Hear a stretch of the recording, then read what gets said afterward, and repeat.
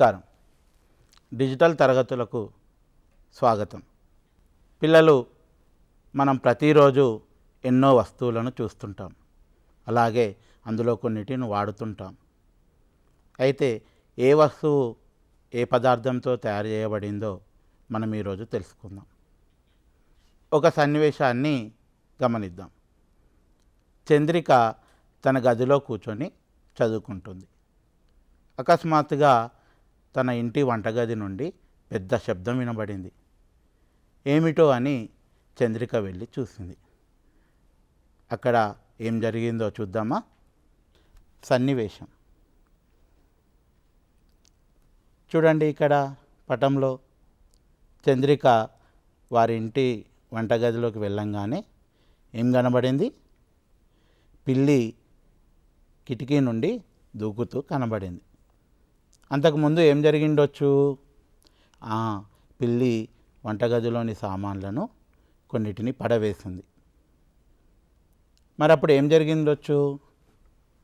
చూడండి పటంలో. అయ్యో, కొన్ని వస్తువులు పగిలిపోయాయే, కొన్ని వస్తువులు కింద పడ్డా కానీ పగలకుండా ఉన్నాయి. మరి పిల్లలు, ఏ వస్తువు పగులుతుందో ఏ వస్తువు పగలదో మీకు తెలుసా? ఈ సన్నివేశంలో పగలగలిగే వస్తువులు, పగలలేని వస్తువులు ఏంటియో ఒకసారి చూద్దాం. పగిలే వస్తువులు, పగలని వస్తువులు. పగిలే వస్తువులు ఏమై ఉంటాయో మీరు ఊహించగలరా? గాజు పదార్థాలు పగిలే అవకాశం ఉంది. అలాగే కప్పు, సాసర్లు కూడా పగిలే అవకాశం ఉంది. మట్టి పాత్రలు, కుండ వంటి పదార్థాలు కూడా పగిలే అవకాశం ఉంది. మరి పగలకుండా ఉండే పదార్థాలు ఏమన్నా మీకు గుర్తుకొస్తున్నాయా? లోహంతో చేసిన పాత్రలు పగలవు. ప్లాస్టిక్ డబ్బాలు మొదలైనవి కూడా పగిలే అవకాశం లేదు. అలాగే నారతో చేసిన డబ్బాలు పగిలే అవకాశం లేదు. పిల్లలు చూశారు కదా, కొన్ని వస్తువులు పగిలాయి, కొన్ని వస్తువులు పగలలేదు. మరి ఆలోచించండి, కొన్ని వస్తువులు ఎందుకు పగులుతాయి, కొన్ని వస్తువులు ఎందుకు పగలవు? చూద్దామా? కొన్ని వస్తువులు పగిలి ఉండడానికి మరియు మరికొన్ని వస్తువులు పగలకుండా ఉండడానికి కారణాలు తెలుసా? ఆలోచించండి. అందుకు కారణం ఆ వస్తువులు తయారు చేయడానికి ఉపయోగించిన పదార్థాలే. తెలుసుకున్నారా? ఈరోజు మనము పదార్థాలు, ఆ పదార్థాలచే తయారు చేయబడిన వస్తువుల గురించి కొంత సమాచారాన్ని తెలుసుకుందాం. పదార్థాలు, వస్తువులు. ప్రతి వస్తువు ఏదో ఒక పదార్థంతో తయారవుతుంది. ఒక వస్తువు తయారు చేయాలంటే ఒకటి కానీ అంతకంటే ఎక్కువ పదార్థాలు కానీ అవసరం అవుతాయి. ఉదాహరణకు చూడండి, మనము నిత్యం వాడే పెన్ను, ఇక్కడ కలం ఉంది. ఈ కలం ఏ పదార్థాలతో తయారు చేయబడ్డాయో ఊహించగలరా? ఒకసారి చూద్దాం. పెన్ను లోహంతో కొన్ని భాగాలు తయారు చేయబడ్డాయి. క్యాపు, అలాగే నిబ్బు, ఇవి లోహంతో తయారు చేయబడ్డాయి. అలాగే పెన్ను యొక్క ఉపరితల భాగం, దీన్ని మనము బాడీ అంటాము. పెన్ను యొక్క బాడీ ప్లాస్టిక్తో తయారు చేయబడి ఉంది. అంటే ఇక్కడ మనకి ఏమర్థమవుతుంది? పెన్ను అనేది ఒక వస్తువు, ఆ వస్తువు ఒకటి లేదా అంతకన్నా ఎక్కువ పదార్థాలతో తయారు చేయబడిందని అర్థమవుతుంది. పిల్లలు, మనం ప్రతిరోజు ఎన్నో వస్తువులను చూస్తుంటాం, అందులో కొన్ని వాడుతుంటాము కూడా. మరి ఒక వస్తువు తయారు చేయడానికి ఏ పదార్థాలు వాడాలో మీకు తెలుసా? ఏ వస్తువు తయారు చేయడానికి ఎలాంటి పదార్థాలు వాడాలో ఈరోజు తెలుసుకుందాం. చూడండి, తలుపు అనే వస్తువు ఏ పదార్థాలతో తయారైందో ఒకసారి చూద్దాం. తలుపును ముఖ్యంగా కలప అంటే చెక్కతో తయారు చేస్తారు. అలాగే తలుపుకుండే బేడాలు, పిడులను లోహాలతో తయారు చేస్తారు కదా. అలాగే కొన్ని తలుపులకు డోర్ స్టాపర్లు ఉంటాయి. ఆ డోర్ స్టాపర్లను రబ్బరు అనే పదార్థంతో తయారు చేస్తారు. దీనిని బట్టి మనకేం తెలుస్తుంది? తలుపు అనే వస్తువు వివిధ రకాల పదార్థాలచే తయారు చేయబడినది అని అర్థమవుతుంది. మీరు సైకిల్ తొక్కడాన్ని ఆనందిస్తుంటారా? పిల్లలు ఇక్కడ చూడండి, సైకిల్ ఏ పదార్థాలతో తయారు చేయబడిందో ఊహించండి. ఇక్కడ సైకిల్ ఒక టైర్లు ఉన్నాయి, అది రబ్బర్తో తయారు చేయబడి ఉంటాయి. అలాగే సైకిల్ యొక్క బాడీ ఉంది, శరీరము, అది లోహంతో తయారు చేయబడి ఉంటుంది. అలాగే సైకిల్ యొక్క సీటు, హ్యాండిలు ప్లాస్టిక్తో తయారు చేయబడి ఉంటాయి. ఇలా సైకిల్ కూడా వివిధ రకాల పదార్థాలతో తయారు చేయబడిన వస్తువు. అలాగే కొన్ని పదార్థాలను మనం చూద్దాం, వస్తువులను. కత్తి లోహము, రబ్బర్తో తయారు చేయబడి ఉంటుంది. బూట్లు ఎక్కువగా తోలుతో, అలాగే దాని దారాలు ప్లాస్టిక్ కానీ ఇతర పదార్థాలతో కానీ తయారు చేయబడి ఉంటుంది. అద్దం, మనం ప్రతిరోజు వాడే అద్దము గాజు, అలాగే దానికి ఫ్రేమ్ చూడండి, కలప అంటే చెక్కతో తయారు చేయబడి ఉంది. అలాగే ఇక్కడ గాజు పాత్రలు ఉన్నాయి చూడండి, ఈ గాజు పాత్రలు ఎక్కువగా గాజుతో తయారు చేయబడ్డాయి. వాటి యొక్క పిడులు లోహంతో తయారు చేయబడ్డాయి. అలాగే ఇక్కడ కుండ చూడండి, కుండ దేంతో తయారు చేయబడి ఉంటుంది? మట్టి కదా. అంటే కుండ అనే వస్తువు మట్టి అనే పదార్థంతో తయారైందని మనం తెలుసుకుంటున్నాం. ఒకే పదార్థంతో తయారు చేసిన వస్తువులేంటో మనం ఇప్పుడు తెలుసుకుందాం. ఇక్కడ ఏమున్నాయో గమనించండి. కుండ, అలాగే ఒక వంట పాత్ర ఉంది. ఈ రెండు ఏ పదార్థంతో తయారైనాయో ఊహించగలరా? మట్టితో తయారు చేసిన వస్తువులు ఇవి. ఇంకో ఉదాహరణ గమనిద్దాం. ఈ చిత్రాలను చూడండి. మనం నిత్యం వాడే టవాళ్ళు, మనం వేసుకునే బట్టలు వేటితో తయారై ఉంటాయి అనుకుంటారు? ఎక్కువగా దూదితో తయారు చేసిన వస్తువులు అంటే బట్టలను మనము వాడుతుంటాం. ఇక్కడ చూడండి, ఈ చిత్రపటాలను మీ సైన్స్ ల్యాబ్లో చూసుంటారా? ఇవి వేటితో తయారై ఉన్నాయి అనుకుంటున్నారు? గాజుతో తయారు చేసిన వస్తువులు. ఇక్కడ చూసినప్పుడు ఒకే రకమైన పదార్థంతో వేరువేరు వస్తువులు మనము తయారు చేస్తున్నామని అర్థమవుతుంది. ఒకటి కన్నా ఎక్కువ పదార్థాలతో తయారు చేసిన వస్తువులు. ఇదేమిటి? కారు కదా. కారు ఏ పదార్థాలతో తయారై ఉందో మీరు ఊహించగలరా? ఇక్కడ కారు యొక్క బాడీ, శరీరము లోహంతో తయారు చేయబడి ఉంటుంది. కారు యొక్క టైర్లకు రబ్బరు అనే పదార్థంతో తయారై ఉంటుందని మీకు తెలుసు కదా. అలాగే కారు ముందు ఉన్న అద్దాలు గాజుతో చేయబడి ఉంటాయి. కారు లోపట యంత్రము లోహంతో తయారు చేయబడి ఉంటుంది. ఇలా కారు అనే ఒక వస్తువు చాలా రకాల పదార్థాలతో తయారు చేయబడి ఉంటుంది. అలాగే మరొక ఉదాహరణ చూడండి, టీవీ. మనం నిత్యం చూసే టీవీ కూడా ఎన్నో రకాల పదార్థాలతో తయారు చేయబడిన వస్తువు. ఇది కూడా ప్లాస్టిక్, గాజు, లోపట లోహాలు, ఇలా ఒకటి లేదా అంతకన్నా ఎక్కువ పదార్థాలతో తయారు చేయబడినట్టు వస్తువు అని మనకు తెలుస్తుంది. పిల్లలు, ఇప్పటి వరకు మనకు ఏం చూసాము? వివిధ రకాల వస్తువులు వివిధ రకాల పదార్థాలతో తయారు చేయబడి ఉన్నాయని తెలుస్తుంది. మరి ఏ పదార్థము ఏ వస్తువుకు వాడతారో తెలుసుకునే క్రమంలో మనము ప్రతిరోజు వాడే ఒకే రకమైన వస్తువు వేరువేరు పదార్థాలతో కూడా తయారై ఉంటుంది. ఉదాహరణకు మనం నిత్యము పాలు లేదా నీళ్లు తాగే గ్లాసును చూద్దాం. మీ ఇంట్లో గ్లాసులు ఉన్నాయా? ఉంటే అవి ఏ పదార్థంతో తయారై ఉన్నాయనుకుంటున్నారు? ఒకసారి చూద్దాం. ఇక్కడ చూడండి, గ్లాసు ఉంది. ఈ గ్లాస్ అనే వస్తువు దేనితో తయారై ఉందనుకుంటున్నారు? లోహం కదా. ఇది స్టీలు అనే లోహంతో తయారైన గ్లాసు.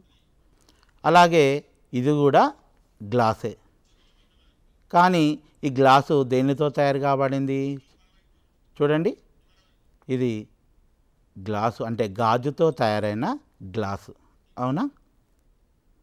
చూడండి పిల్లలు, ఇది కూడా గ్లాసే. మరి ఇది దేనితో తయారు చేయబడింది? పింగాణి అనే వస్తువుతో తయారు చేయబడిన గ్లాస్. మరి ఇది చూడండి, ఇది కూడా గ్లాసే, కానీ ఇది దేనితో తయారు చేయబడింది? పేపర్తో తయారు చేయబడింది. పిల్లలు చూశారు కదా, ఇక్కడ మనము గ్లాసు అనే ఒకే వస్తువు వేరువేరు పదార్థాలు గాజు, లోహము, పేపరు, పింగాణి మొదలగు పదార్థాలతో తయారు చేశామన్నట్టు. మరి గ్లాసును దూదితో తయారు చేయవచ్చా, అంటే బట్టతో తయారు చేయవచ్చా? చేయలేము కదా. ఎందుకంటే దూది లేదా బట్టకు నీటిని ఆపే గుణము ఉండదు. అంటే మనం ఒక వస్తువును తయారు చేయాలంటే ఆ వస్తువు తయారు చేయడానికి ఉపయోగించే పదార్థ ధర్మము తెలిసి ఉండాలన్నమాట. అప్పుడే ఒక వస్తువు తయారు చేయడము ఎలాగో మనకు తెలుస్తుంది. ఒకే రకమైన పదార్థంతో తయారైన వేరువేరు వస్తువులను కూడా ఇప్పుడు గమనిద్దాం.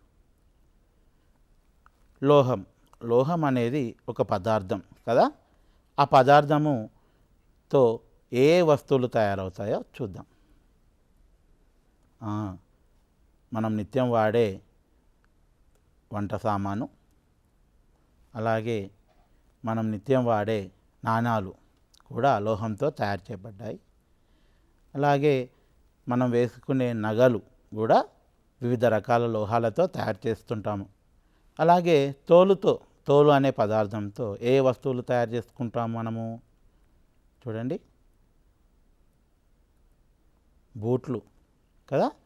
అలాగే హ్యాండ్ బ్యాగులు కూడా తోలుతో తయారు చేస్తాం. అలాగే బెల్ట్ అనే వస్తువు కూడా తోలు అనే పదార్థంతో మనము తయారు చేసుకుంటాం.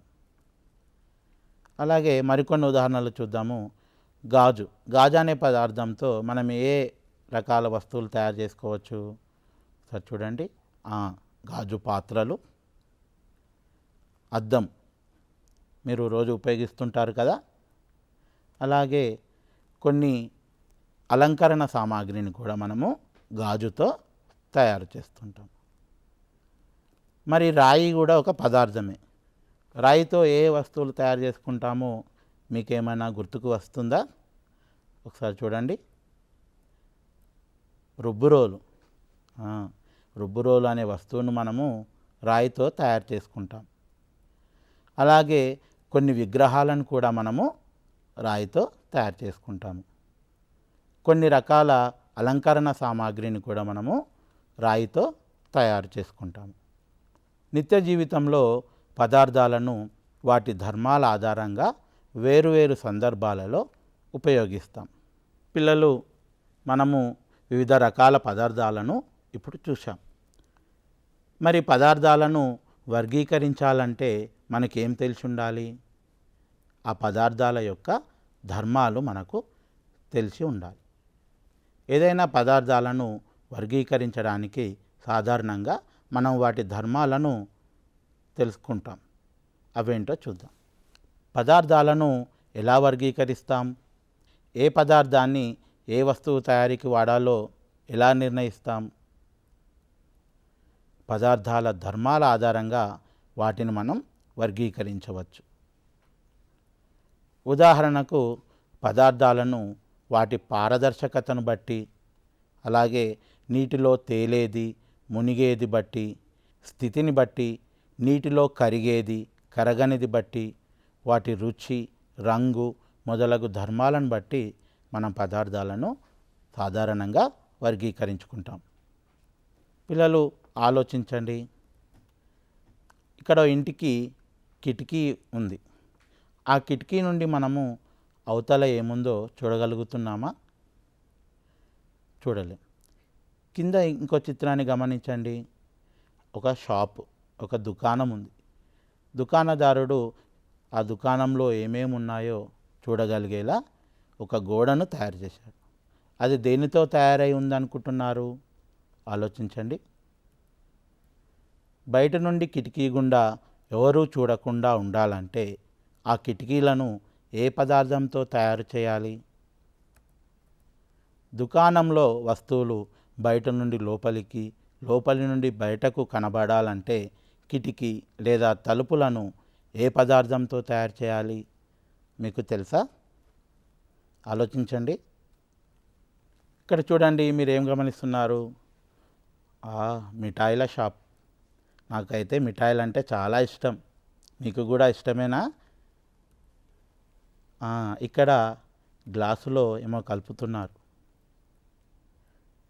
మిఠాయి దుకాణానికి వెళ్తే అక్కడ మిఠాయిలన్నిటినీ ఆ దుకాణదారుడు అద్దాల పెట్టెలో అందంగా అమర్చుతాడు కదా.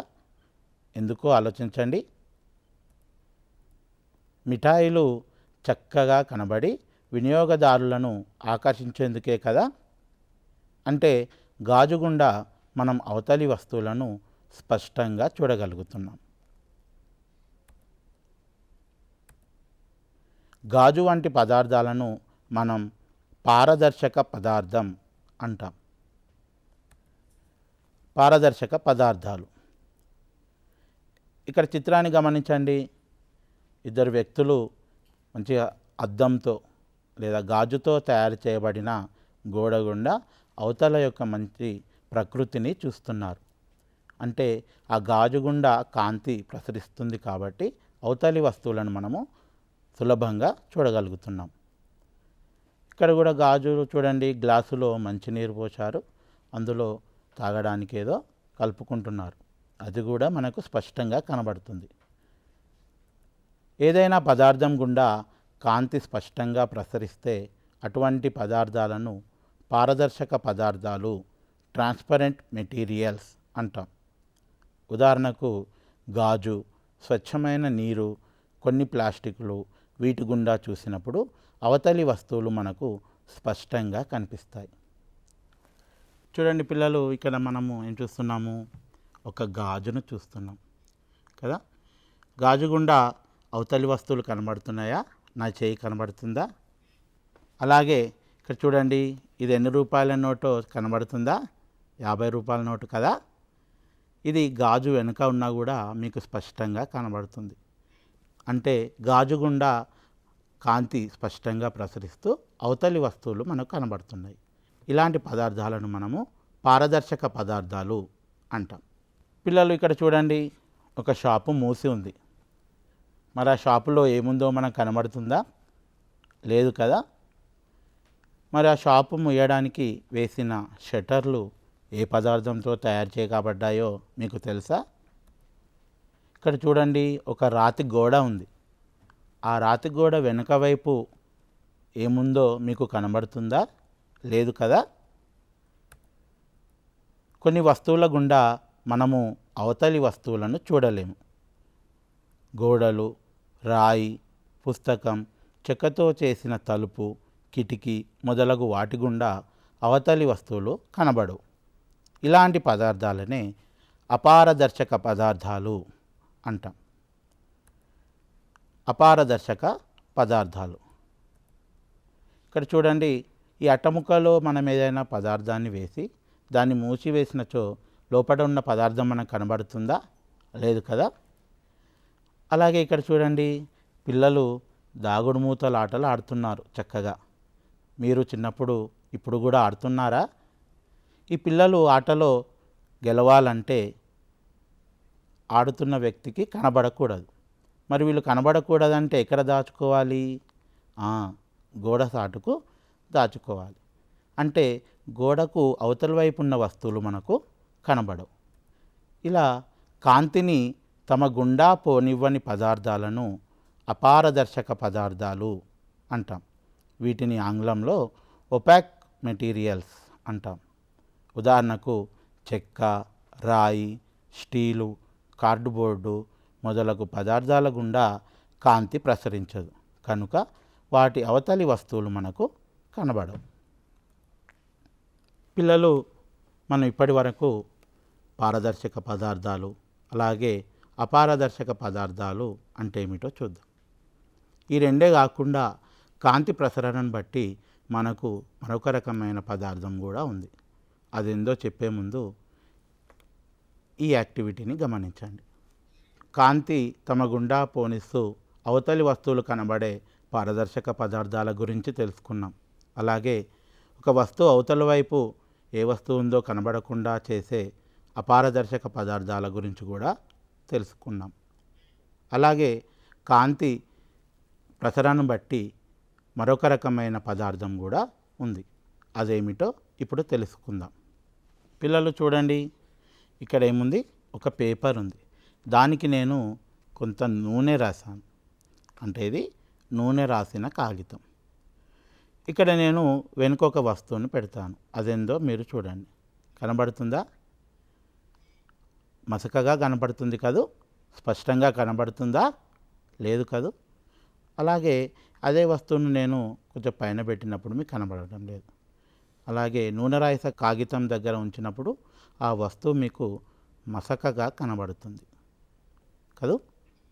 ఇలాంటి పదార్థాలు వాటి వెనుక ఉన్న పదార్థాలను స్పష్టంగా చూపవు.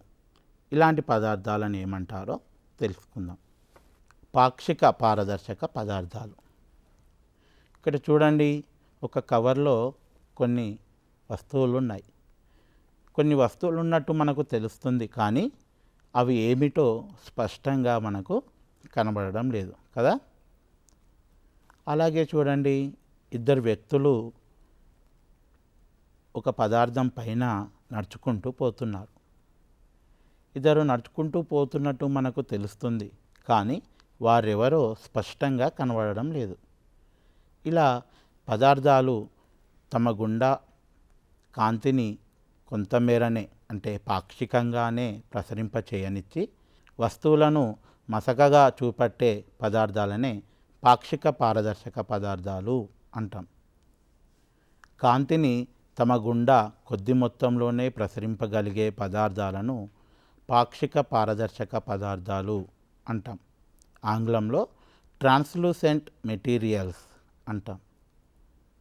ఉదాహరణకు ఇందాక మనం చూసినటువంటి నూనె రాసిన కాగితము, కొన్ని రకాల ప్లాస్టిక్ కవర్లు మరియు కొన్ని రకాల గాజులు, వాటి గుండా అవతలి వస్తువులను చూడగలం, కానీ స్పష్టంగా చూడలేం. అంటే ఆ పదార్థాల గుండా వస్తువులు అస్పష్టంగా కనిపిస్తాయి. ఇలాంటి పదార్థాలను పాక్షిక పారదర్శక పదార్థాలు అంటాం. పిల్లలు చూశారు కదా, పదార్థాలు, ఆ పదార్థాలతో తయారు చేయబడిన వస్తువులు ఏమిటో, అలాగే కాంతి ప్రసరింప చేసే ధర్మాన్ని బట్టి పదార్థాలు 3 రకాలుగా ఉంటాయని, అవి పారదర్శక పదార్థం, అపారదర్శక పదార్థం, పాక్షిక పారదర్శక పదార్థం అని తెలుసుకున్నాం కదా. ఈ తెలుసుకున్న అంశాన్ని మరొకసారి జ్ఞప్తికి తెచ్చుకుందాం. తెలుసుకుందామా? ఇక్కడ మీకు కొన్ని పదార్థాలు ఇచ్చాము, వాటి చిత్రాలను కూడా చూపెడతాను. అవి పారదర్శక పదార్థము, అపారదర్శక పదార్థము, పాక్షిక పారదర్శక పదార్థము మీరు మీ మిత్రులతో చర్చించండి. మీకు సమాధానాలు రాకపోతే మీ ఉపాధ్యాయుల సహాయము తీసుకోండి. గాజు ఏ పదార్థమో ఊహించి చెప్పండి. పారదర్శకమా, అపారదర్శకమా, పాక్షిక పారదర్శకమా? అలాగే అద్దం ఎలాంటి పదార్థమో చర్చించండి. చెక్క, మనం నిత్యం ఉపయోగించే చెక్క, అలాగే ప్లాస్టిక్ కవర్, నూనె రాసిన కాగితం, స్టీలు, ఈ వస్తువులు పారదర్శక పదార్థాల, అపారదర్శక పదార్థాల, పాక్షిక పారదర్శక పదార్థాలు చర్చించండి. పిల్లలు చూశారు కదా. మరొక రోజు మరొక అంశంతో కలుద్దాం. మరిక సెలవు. నమస్తే.